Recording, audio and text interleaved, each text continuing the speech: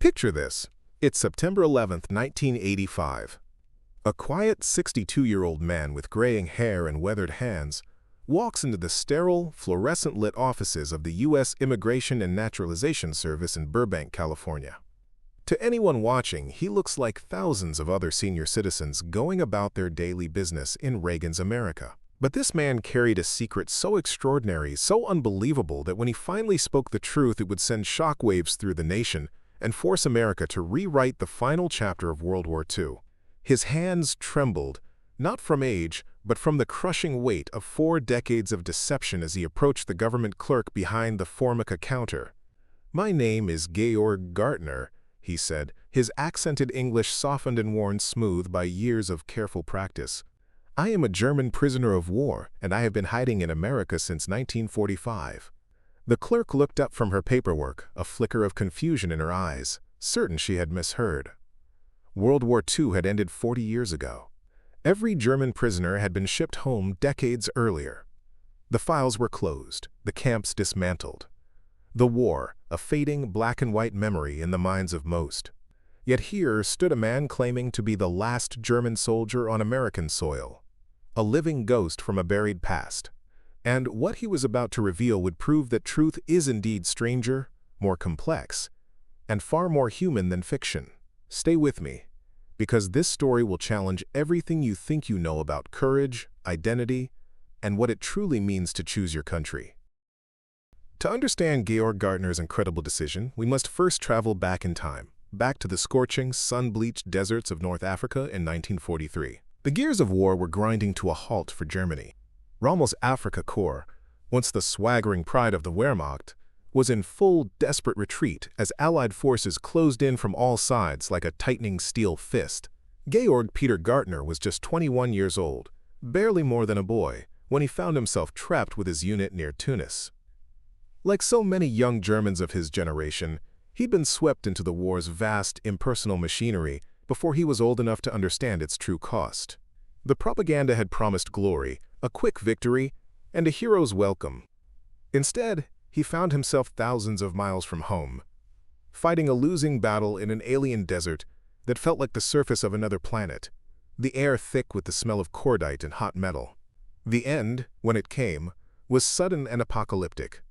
Allied artillery pounded German positions for hours, a relentless symphony of destruction, before British and American forces overwhelmed what remained of their defenses. Gärtner, wounded by shrapnel and separated from his unit, crawled behind the smoldering hull of a destroyed Panzer tank and waited for death. Instead, he found capture. British soldiers, their uniforms caked in dust and their faces grim with war's exhaustion, found him semi-conscious among the wreckage. But instead of the bullet he expected, they gave him water from a canteen. Instead of a brutal interrogation, they provided medical care for his wounds. It was Gärtner's first glimpse of something that would shape the rest of his extraordinary life, the possibility that enemies could be human. Like hundreds of thousands of other German prisoners, Gärtner was loaded onto troop ships and transported across the vast, unforgiving Atlantic to America. The journey took weeks, sailing through U-boat-infested waters, past the very submarines that had once been commanded by his countrymen. The bitter irony was not lost on him. America in 1943 was a fortress of democracy, a colossus awakened. Its factories hummed with a 24-hour rhythm of wartime production, its citizens united behind a cause they believed was just. For Georg Gärtner, sailing into New York Harbor and seeing the colossal green form of the Statue of Liberty for the first time, it was like entering another world entirely. Gärtner's destination was Camp Deming, New Mexico, one of hundreds of prisoner-of-war camps scattered across the American landscape. The U.S. military was housing over 400,000 German prisoners by 1943, an unprecedented logistical feat. But these weren't the concentration camps or gulags that the prisoners might have expected from their own government's propaganda. Camp Deming, like most American POW facilities, operated under strict adherence to the Geneva Convention. Prisoners received 3 meals a day, proper medical care, recreational activities, and even work assignments that paid actual wages. For most of Gärtner's fellow prisoners, the camp represented an unexpected, almost surreal reprieve from the brutality of the front lines. They could play soccer, write letters home, even attend classes taught by American instructors. Some prisoners later said their time in American camps was the best period of their lives. But Georg Gärtner was different. While his comrades settled into the mundane rhythm of camp life, a rhythm of waiting, Gärtner spent his time studying, not English or American history, but escape routes. He watched the guards, memorized their routines, and cataloged every weakness in the camp's security. The high desert of New Mexico stretched endlessly beyond the barbed wire. Most prisoners saw only emptiness and death in that stark landscape. Gärtner saw possibility. He began preparing with the methodical, almost obsessive precision that had made German soldiers famous. He saved scraps of civilian clothing, traded from work details outside the camp. He hoarded small amounts of money earned from the camp's work programs, a total of $40 that would have to last indefinitely. Most importantly, he studied English with an intensity that surprised his fellow prisoners. He devoured any book or newspaper he could find, listening intently to the guards' conversations, mimicking their accents in secret. "Why do you work so hard to learn their language?" one prisoner asked him, bewildered. "We will all be going home soon." Gärtner's answer was prophetic. "Because I may need to speak it for a very long time." By the summer of 1945, with the war in Europe definitively over and the looming specter of repatriation, Gärtner knew his time was running out. He had no desire to return to a Germany that lay in smoldering ruins, occupied by foreign armies. The Nazis, the regime that had sent him to war as a teenager, held no claim on his loyalty. America, ironically, had treated him better as a prisoner than Germany had treated him as a citizen. The plan he devised was audacious in its simplicity and terrifying in its complexity. He would not just escape. He would disappear entirely, transforming himself from Georg Gärtner, German prisoner, into someone new. Someone American. September 10, 1945. The war in Europe had been over for 4 months. Japan would surrender in just days. Most German prisoners were already being processed for repatriation, loaded onto ships that would carry them back to an uncertain future. Georg knew his turn was coming soon. It was now or never. The night of September 10th was a night like any other at Camp Dimming. Guards conducted their routine, monotonous patrols. The sweeping beams of searchlights sliced through the darkness, and prisoners settled into their barracks for what most assumed would be just another night of captivity. But Gärtner had been planning this moment for months. He had studied the guard rotations so thoroughly he could predict their movements to the minute. He knew exactly where the fence was weakest, where the shadows fell darkest, and when he would have the longest window of opportunity. At precisely 2:17 a.m., when the nearest guard post was between shifts and the main searchlight was focused on the opposite side of the camp, Gärtner put his plan into action. He slipped out of his barracks through a window he had carefully loosened over weeks. Moving like a phantom, he reached the perimeter fence where he had been slowly, patiently cutting wire strands with a small tool fashioned from a sharpened spoon handle.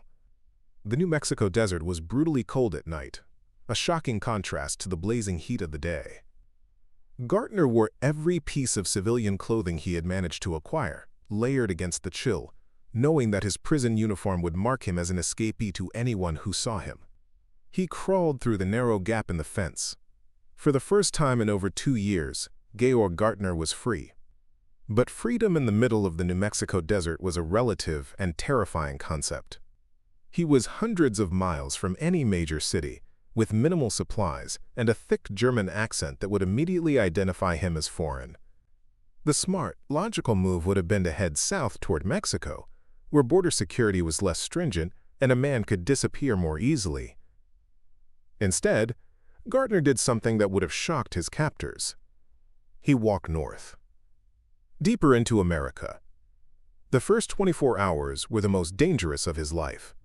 When guards discovered his absence during morning roll call, they launched a massive manhunt. Bloodhounds were brought in, tracking his scent for miles before it was lost in the desert winds.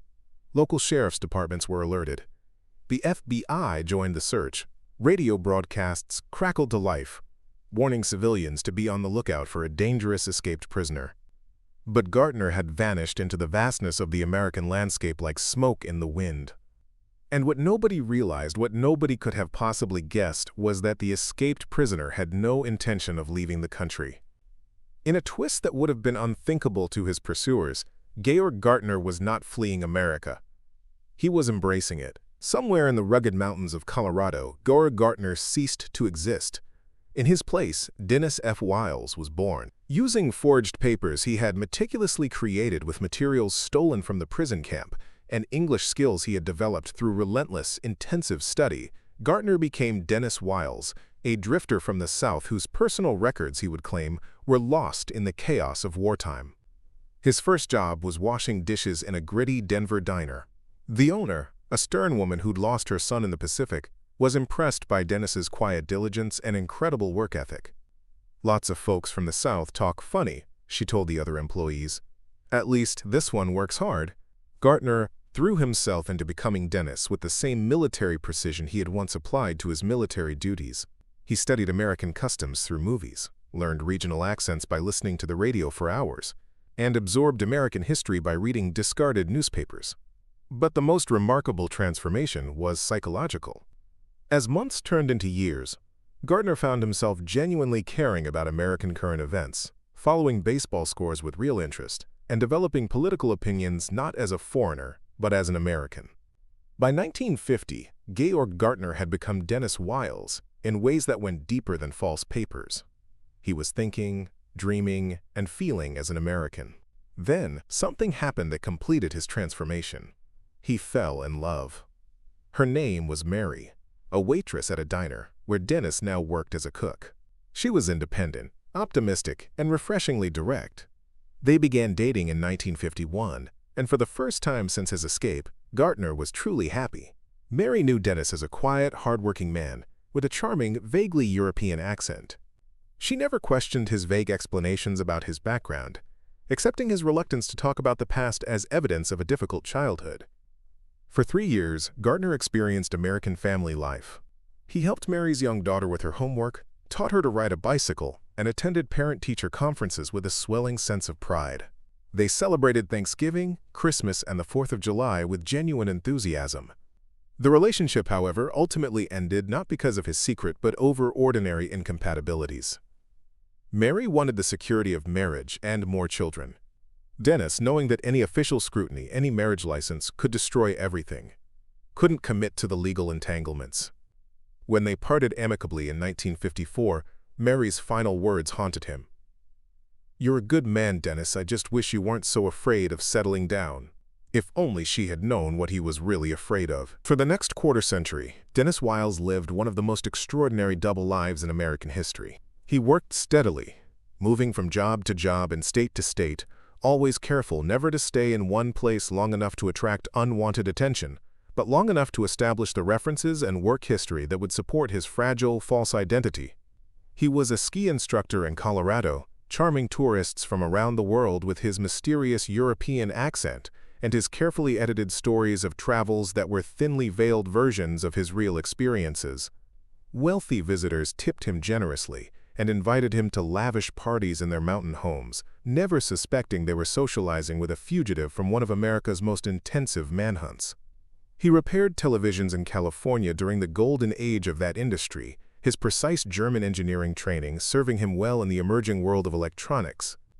Customers praised Dennis Wiles for his meticulous work and honest prices.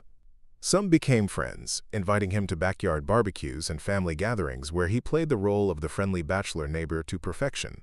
He tended gardens for wealthy families in Nevada, finding a quiet peace in nurturing growing things after a youth spent in destruction.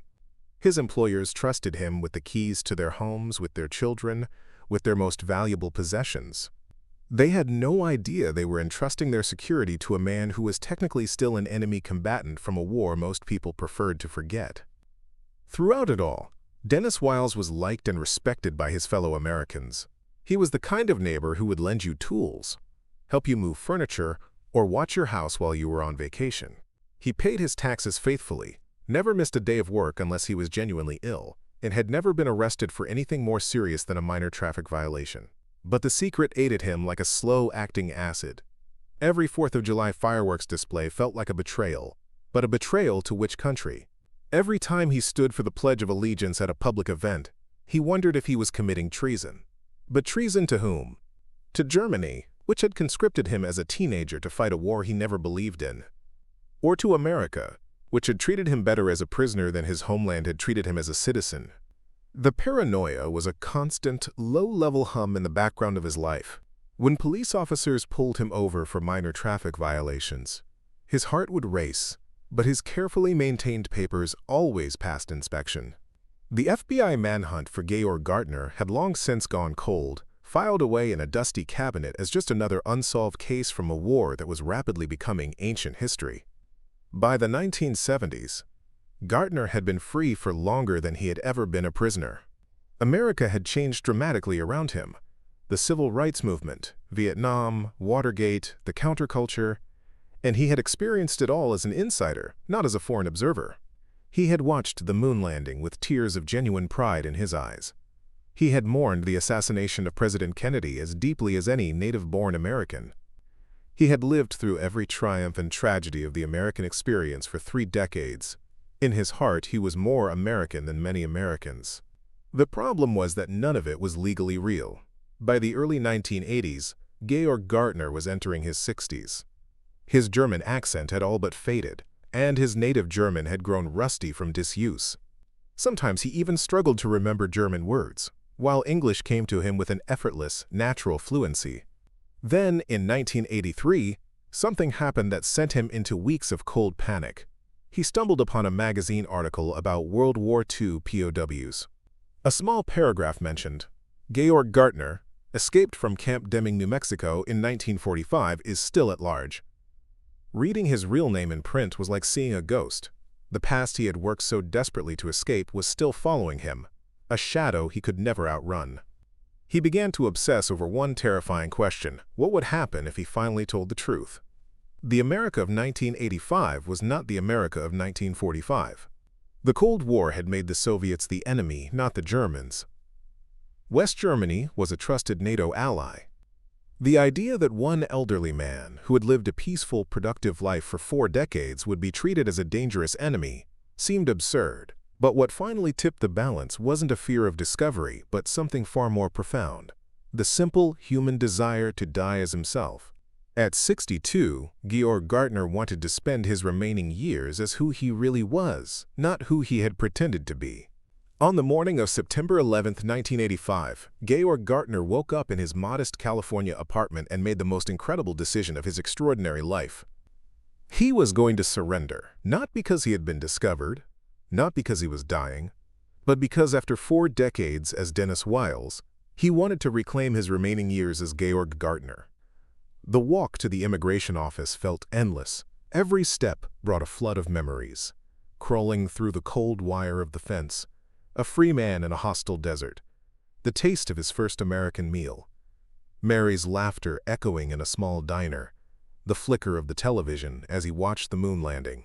Decades of close calls, of carefully constructed lies, of constant, gnawing fear. At the entrance to the federal building, he paused. This was his last chance to turn back, to melt back into the crowd, and continue the lie that had, in many ways, become his truth. Once he spoke those rehearsed words, there would be no going back. Georg Gärtner walked through those glass doors. My name is Georg Gärtner. I am a German prisoner of war, and I have been hiding in America since 1945. The words hung in the sterile office air, a confession that had the power to reshape a small corner of history. America's reaction to Georg Gärtner's voluntary surrender was unlike anything anyone expected, least of all Gärtner himself. Instead of outrage or calls for punishment, the response was overwhelmingly sympathetic. Within hours, the story had leaked to the press, and by that evening, Georg Gärtner was the lead story on every major news network. But he wasn't portrayed as a dangerous fugitive. Instead, he was a human interest story, an old man whose incredible journey from enemy soldier to productive American citizen challenged every assumption about loyalty and identity. Editorial writers called him the most honest man in America. Veterans groups, instead of being angry, expressed admiration for the courage it took to surrender. Talk shows competed for interviews, treating him more like a celebrity than a criminal. Federal prosecutors, faced with this unique case, found that while Gärtner had technically committed crimes, escape, immigration violations, identity fraud, he had committed no other crimes during his 40 years of freedom. Given his age, his voluntary surrender, and his exemplary behavior as Dennis Wiles, they recommended only minimal punishment. The American public began to see Gärtner not as an enemy combatant who had evaded justice, but as an unlikely American success story. Here was a man who had chosen America, even when that choice required him to live as a criminal. He had paid taxes, held jobs, and contributed to society for 4 decades. Letters of support poured in from across the country. Americans offered him jobs, places to stay, and even money. Marriage proposals arrived from women charmed by his romantic, almost mythical story of transformation. Georg spent only a few months in a minimum security detention facility, while officials decided what to do with this unprecedented case. He received thousands of supportive letters from ordinary Americans. Hollywood producers offered to buy the rights to his story. Publishers competed for his memoirs. Television networks wanted exclusive interviews. But Gärtner handled his newfound fame with a quiet, humble dignity, giving only a few carefully chosen interviews in which he emphasized his gratitude to America and his regret for his decades of deception. In early 1986, immigration officials made a surprising and compassionate decision. Georg Gärtner was granted permission to remain in the United States as a legal resident, with a clear path to full citizenship. At 63, after 40 years of living as a criminal, Georg Gärtner was finally free, not just from prison bars, but from the prison of deception he had built around himself. The irony was profound. America's most wanted escaped prisoner of war became America's most celebrated voluntary surrender. After his release, Georg Gärtner lived quietly, working as a maintenance man and declining most interviews. The man who had lived for 40 years under a false identity now preferred anonymity under his real name. He never married. He never returned to Germany. America, he said, had been his home for longer than Germany ever was. Georg Gärtner died peacefully in 2013 at the age of 90 in a California veterans hospital, receiving full military honors, not as a German soldier, but as a man who had served his adopted country by choosing to live productively within it for over 60 years. Georg Gärtner's story challenges every assumption we have about loyalty, identity, and redemption. He was an enemy soldier who became more American than many Americans. A criminal whose only crime was wanting to be free.